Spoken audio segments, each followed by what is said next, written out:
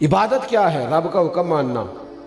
آپ 8 بجے فجر نہیں پڑھ سکتے کیونکہ حکم ہے کہ وہ آج کے ٹائم کے مطابق 5:15 ہی ہوگی، حکم ماننا ہے۔ آپ یہ نہیں کہہ سکتے کہ میں رات کو 3 بجے اٹھ کے تو ظہر کی نماز پڑھوں گا۔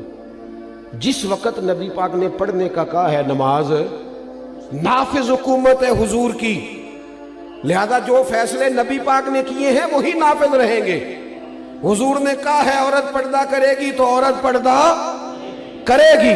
اگر نبی پاک علیہ الصلوۃ والسلام نے کہا ہے کہ بے حیائی بے پردگی دین میں منع ہے، تو کسی کے پاس 10 روپے ہو یا 10 ارب ہو، دین نبی پاک کا چلے گا، شریعت رسول اللہ کی چلے گی۔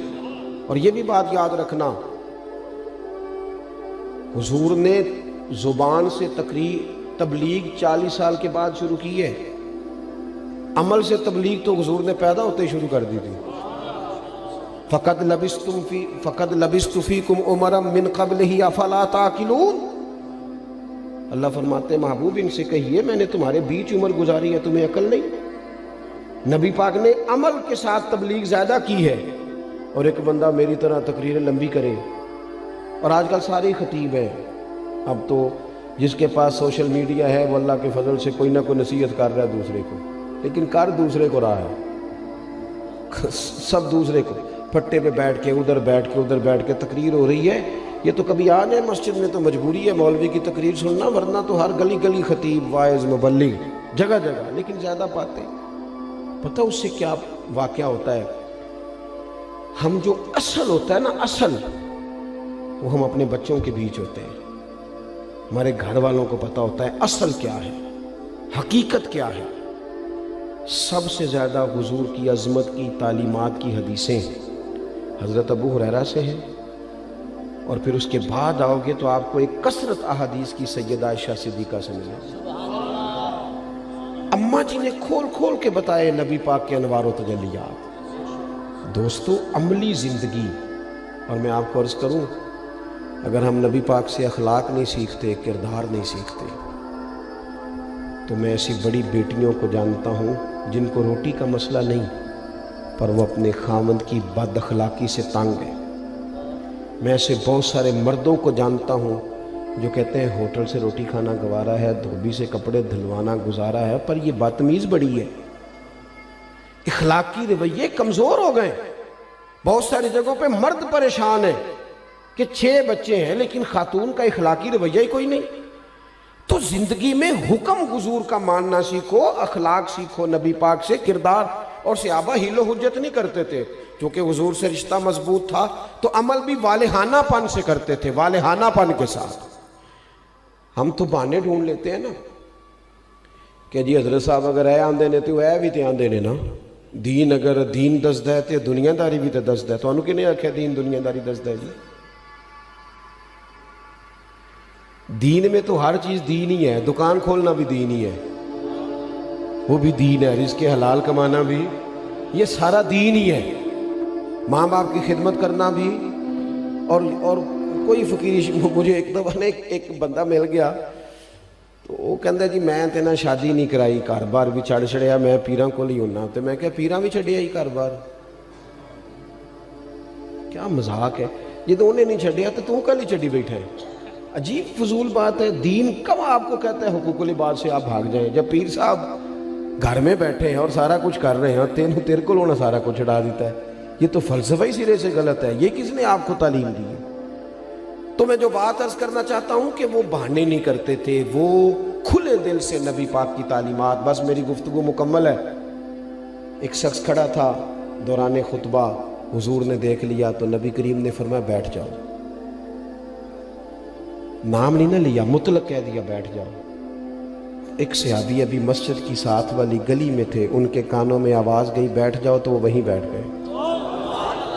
ایک اس کونے میں تھے، کان میں آواز گئی بیٹھ جاؤ تو وہ وہیں بیٹھ گئے۔ ایک اس کونے میں تھے، ابھی داخل نہیں ہوئے تھے، نام نہیں نہ لیا حضور، بیٹھ جاؤ۔ اس طرح وہ حکم مانتے تھے، بیٹھ جاؤ تو وہ وہیں۔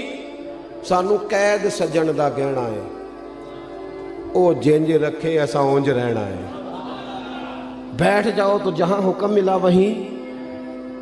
میں اپنی پسند سے، مینوں جڑا پسند ہوئے سو میں پڑھدا، یہ ذرا پسند ہے اور خاصا پسند ہے. سانو قید سجن دا گہنا ہے. کسی کو ہتھ کڑی لگی ہوئی تھی تو کسی نے پوچھا یہ کیا ہے؟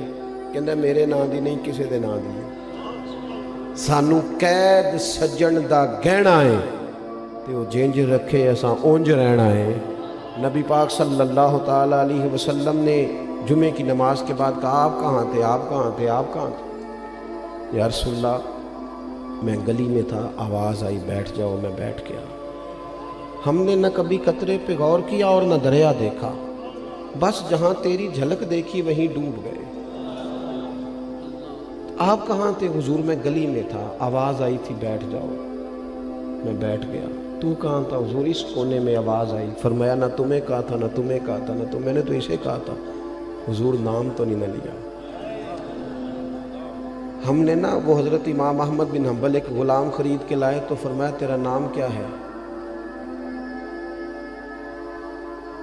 کہتے اس نے پہلا جواب دیا تو مجھے وجد ہو گیا. کہنے لگا حضور غلاموں کے نام نہیں ہوتے، آپ کسی کو بھی بلائیں گے تو میں سمجھوں گا مجھے ہی بلا رہے. فرمایا کھاؤ گے کیا؟ کہنے لگا سونیا غلام اور نخرا، جو ٹکڑا بچ گیا پھینک دینا، کھا جاؤں گا چپ کر. امام صاحب کہتے ہیں میری آنکھوں میں آنسو آ گئے. میں نے کہا کمرہ پسند کر لے، کہاں رہنا چاہے گا؟ کہنے لگا سونیا تیرے قدموں میں. میں نے کہا اٹھنا سینے سے لگ تو آزاد.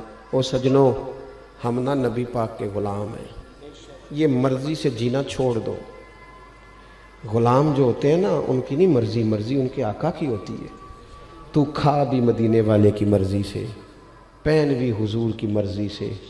تو وہ ایک بزرگ فرمایا کرتے تھے میں نے کبھی اپنے بال بچوں کے حق ادا نہیں کرنے تھے، گھر نہیں جانا تھا، مجھے نبی پاک نے بھیجا ہے کہ جا ان کے حق ادا، آ جاؤ واپس. ہم پریشان لوگ ہیں، ہم دکھی ہیں، ہم اپنی مرضی سے جینا چاہتے تھے تو الجھ گئے ہیں. ہم سے حالات قابو میں نہیں آ رہے.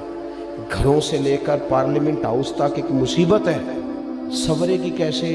حضور کے غلام بن جاؤ، دروازہ رسول پہ آ جاؤ.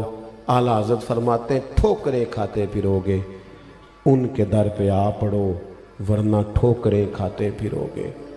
ان کے در پہ آ پڑو. قافلہ تو اے رضا اول گیا آخر گیا.